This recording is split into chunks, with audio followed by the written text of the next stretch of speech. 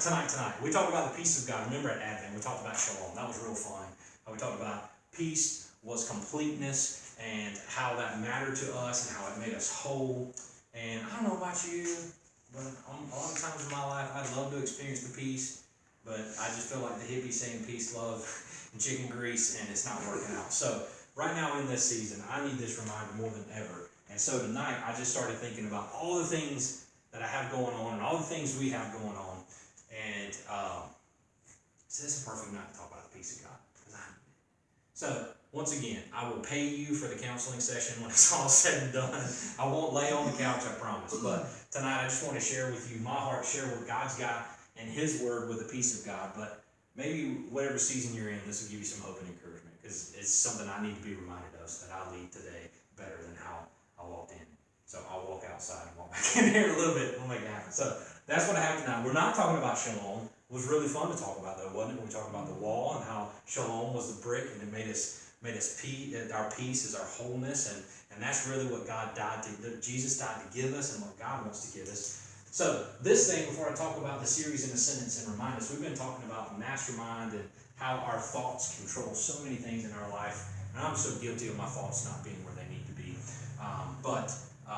Just rewiring our brain, how that affects us. And so, as I was getting ready, someone shared this quote with me this week. And I said, it's perfect. It's perfect to talk about the peace of God before we dive in. So it's not going to be on the PowerPoint. It's this. God never asked us to write this into our story. He just asked us to trust Him after He wrote it into it. So, short story long, I'll say that again. So whatever you're walking through right now, God never asked you if He could write it into your story. He never asked your permission to do it. He just said, will you trust me now that I've written it in there? Mm-hmm. So if you've got financial issues, he wrote it in there. You're just going to trust Him. And if you've got relationship issues, He wrote it in there. You're going to trust Him. Why did it? If you're struggling with something at work, if you're struggling with a family member, if you're struggling with a friend, if you're struggling with anything, He didn't ask your permission for it. He's in control of all of it. And so tonight I thought that quote was appropriate, because we're going to talk about the storm, and we're going to talk about Jesus calming the storm, yes, but a different perspective is, and a rewire my thought is, Jesus never asked me permission to go through this season. He said, hey man, are you going to trust me now that I've written it into your story? Are you going to trust me? That's all I'm asking for, because if you want my peace, you've got to trust me. You've got to have faith in me. So tonight when we talk about the peace of God, I just want us to have that perspective. And remember, our series in a sentence is this: your life is always moving in the direction of your strongest thoughts. So if you think you're writing your story, you're mad at God because you can't control it. Guilty. Guilty. Still keep writing that lottery ticket in. It ain't worked yet, but we're going to see what happens, right? But all these other crazy things that are chaotic, I can either choose to trust God in it and know that, hey, He's the one who wrote it in there and I can have faith in it. Or we hear it all the time, but it's really, I can just walk in fear and be mad, angry, ticked off, and not be a solution giver, but a griper. That's what I can be. And my thoughts affect me. My thoughts affect that. So tonight we're talking about the experience of God. Know your thoughts, your strongest thoughts, will always, your life will always move in the direction of your strongest thoughts. So if you think everybody hates you, you're going to think everybody hates you, and you're going to treat everybody like they hate you. If you think everybody loves you, don't treat them like everybody loves you. It's a big difference. Or if you are ready for the government not to be shut down, whatever. It is what it is. So, wherever you are tonight, we're going to talk about the peace of God. We're going to share a familiar story. So, if you got your Bible, or you got the Bible app, once again, like I said, Jesus didn't ask your permission to write this into your story. He just said, are you going to trust me about it? So, tonight, if you got your Bible, we're going to be in Matthew 8. Matthew 8. Familiar story. And like I said, talking about this peace of God. So we've hinted on this before. We're going to talk a little bit about the brain tonight as we talk about these steps. So tonight, if you got your Bible, Matthew chapter 8, verse 23 through 27, says this. Then he got into the boat, and his disciples followed him. How cool was that? He just told them if they wanted to bury their dead, let the dead bury their dead, follow me at all costs. So they get in this boat. Jesus is in there, and they waited for a while. They prayed for a storm. They had a countdown to the storm on the boat. Suddenly, a furious storm came up on the lake. So the waves swept over the boat. Some versions say a large squall came, like cries, right? A squall. But Jesus was sleeping. The disciples went and woke him, saying, Lord, save us. We're going to drown. He replied, you of little faith, Why are you so afraid? Another account in the Gospels, I think Luke has it if I remember, I believe Mark has it as well. Jesus says, where is your faith? Basically. That's what he's saying right there. You have little faith, why are you afraid? Then he got up, rebuked the wind and the waves, and it was completely calm. The men were amazed and asked, what kind of man is this? Even the wind and the waves obey him. Isn't that crazy? Like, I always think about the storm and I think I got control of it because I have to navigate through it, right? Kind of like a pilot in stormy skies. I've got to be the one that drives over it or under it or through it and around it. And even though it's got turbulence, I think I'm in control, but I'm absolutely not. So tonight what I want to talk about is really something you've heard before, but just a reminder to experience the peace of God. 3 things that we can do to experience the peace of God. And we'll end up in Psalm 16 when it's all said and done. So 3 things.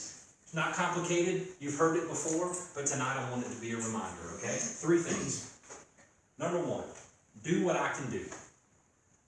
The disciples are standing there, they followed Jesus. That's all they could do was follow him. The choice they made was to follow him. They got in the boat and they followed him. That's exactly what they did. That's all they could do, right?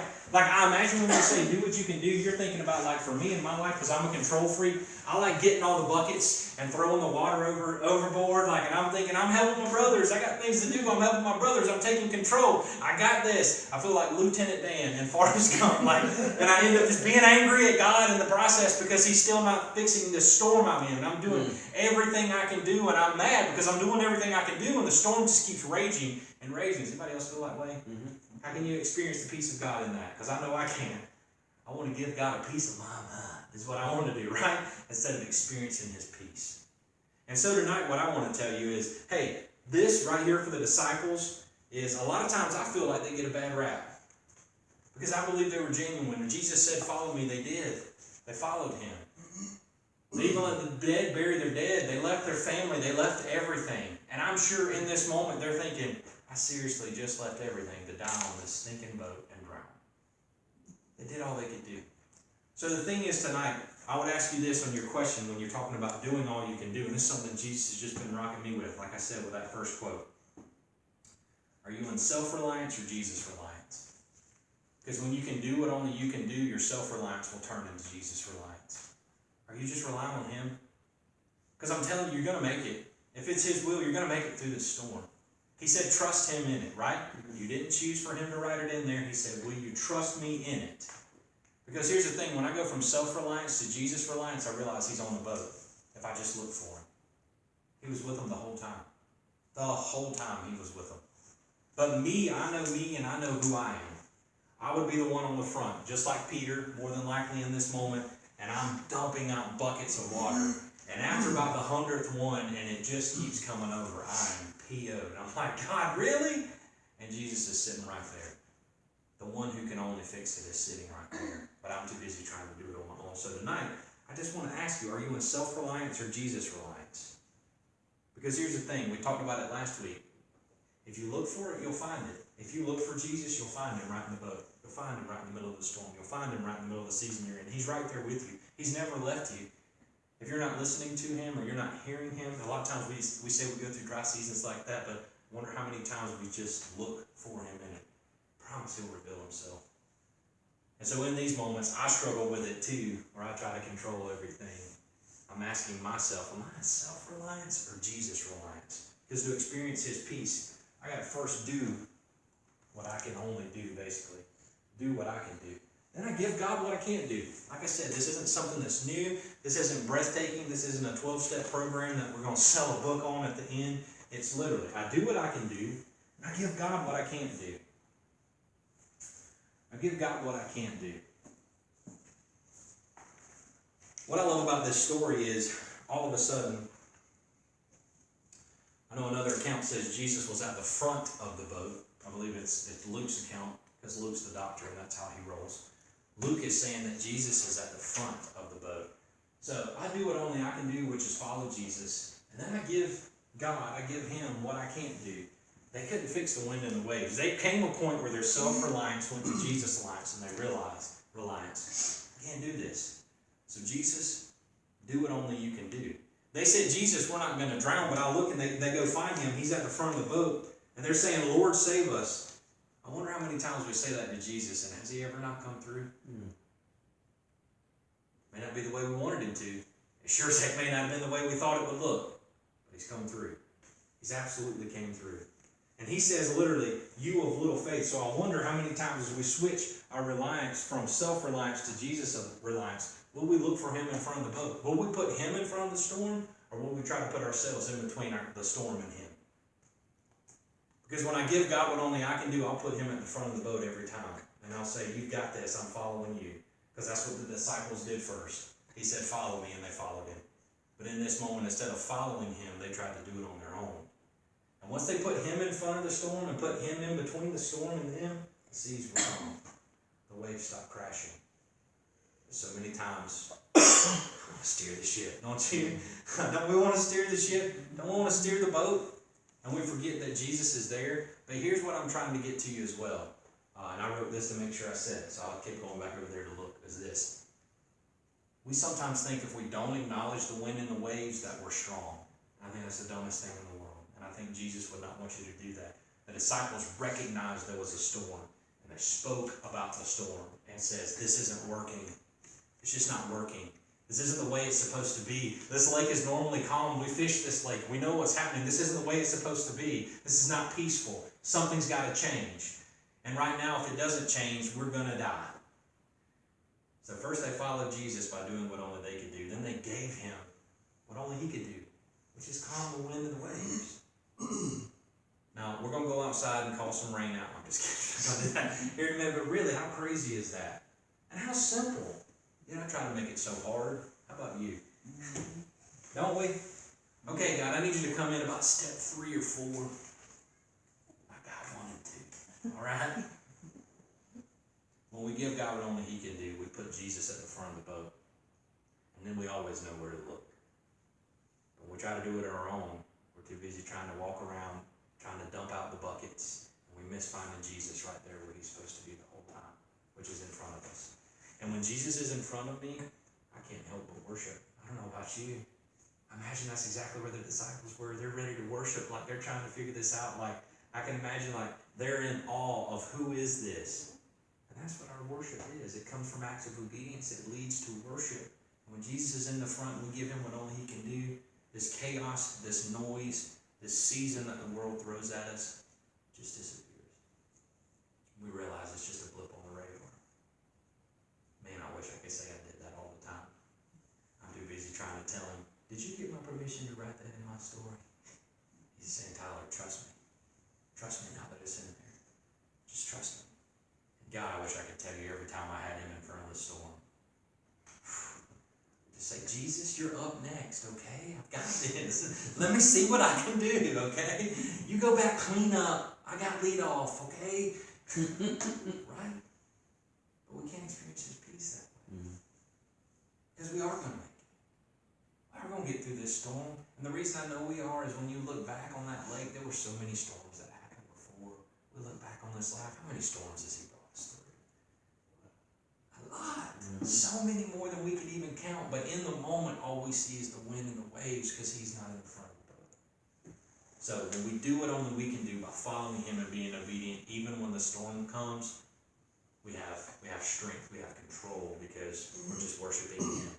We don't have control of the outcome. Our control is our surrender to him in worship.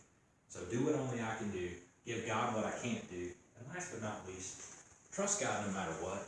This is where I struggle sometimes, don't you? Trust God no matter what. Trust God no matter what.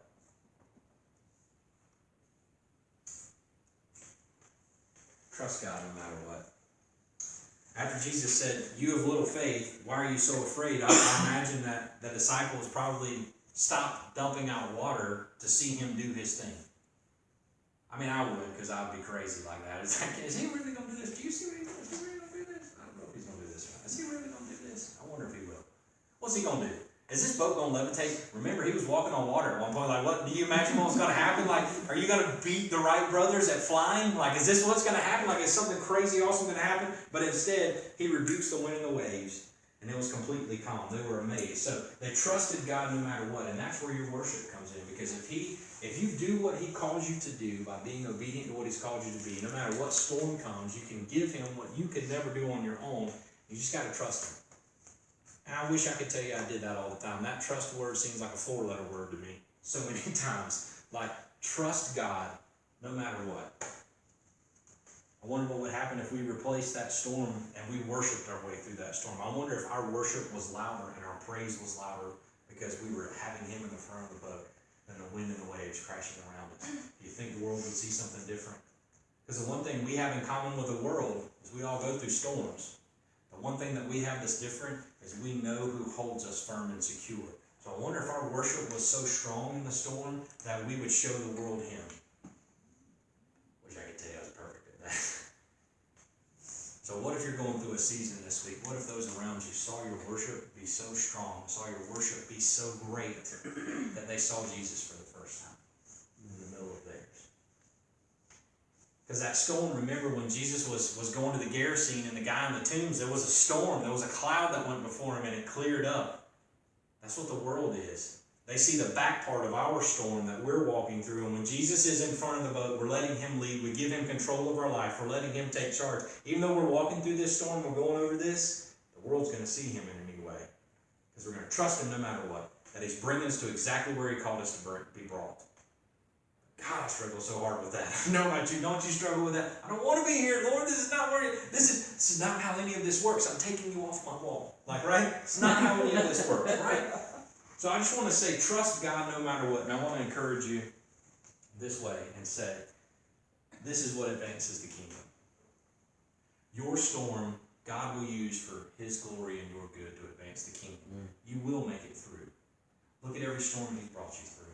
It's easier said than done. I wish I could tell you I trust that. Instead, I look at how big the storm is and be like, this is Cat 5, Jesus. Like, what in the world? There ain't no way that we're going to make it through this. And he just says, trust me, Tyler.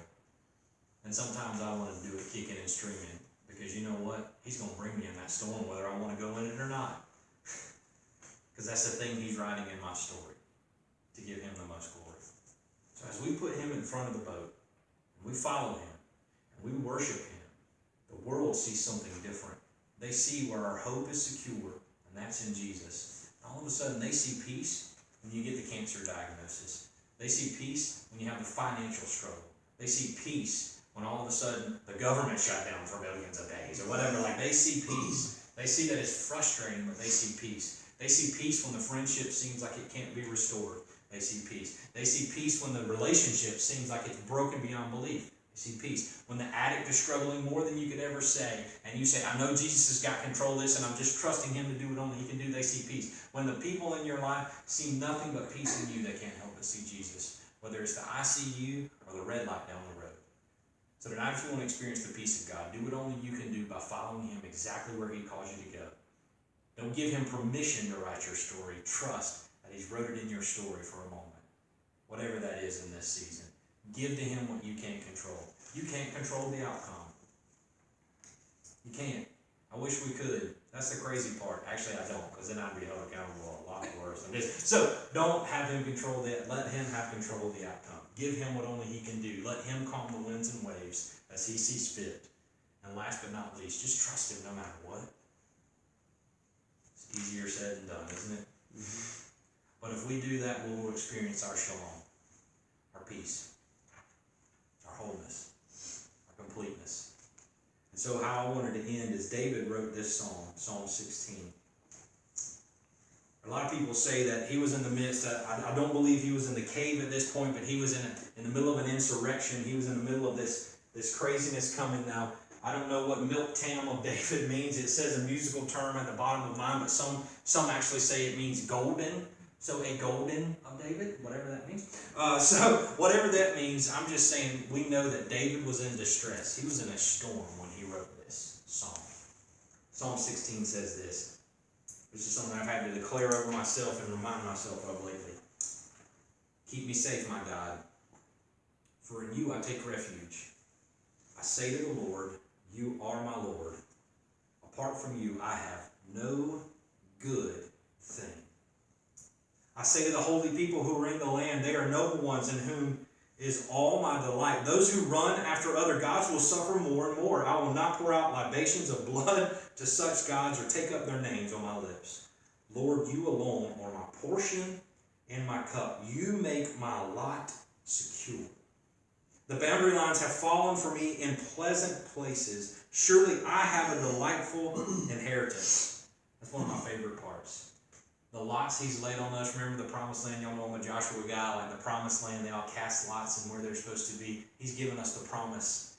He's cast us something he's given us something that's eternal. This is just a little blip on the 40-year radar on the way there. Like seriously, he has given us something delightful, something that's eternal. I will praise the Lord who counsels me. Even at night, my heart instructs me. I keep my eyes always on the Lord. He's in front of the boat, y'all. With him at my right hand, I will not be shaken, no matter what winds, waves, or seasons we're in. Therefore, my heart is glad and my tongue rejoices. My body will also, now that's a 4-letter word I struggle with, rest. Secure. Rest. Secure. Because you will not abandon me to the realm of the dead, nor will you let your faithful one see decay. Eternity, y'all. We have eternal life. You will make known to me the path of life. You will fill me with joy in your presence, with eternal pleasures at your right hand. And remember, we've talked about the right hand as the powerful hand of God. It represents his might, his strength, and his power. So we will have his power with us for eternity because of Jesus. We have peace no matter what because of Jesus. We have something that's secure, something that's eternal, something that no one else can give us but him. Because we did what only we can do and received the gift. We trusted him to do what only he could do by going before us, dying on the cross, rising again on the third day so that we can experience heaven on earth right now. And we trust him in the journey in between. So tonight, if you want to experience the peace of God, I just want to remind you, as I'm asking you to remind me, Tyler, do what only you can do. Tyler, give God what you can't do. And Tyler, trust God no matter what. Because sometimes I need a reminder. Because when I look out, all I see is the wind and waves. And I'm going to ask you to go get the buckets with me so we can dump the water overboard when Jesus is sitting in the stern, waiting for me to stop relying on me and to just trust him. So I'm going to end it how I started it before I have the question. Jesus never asked you permission to write it in your story. He just asked, will you trust him now that it's written in there? So if you want to experience the peace of God, trust him.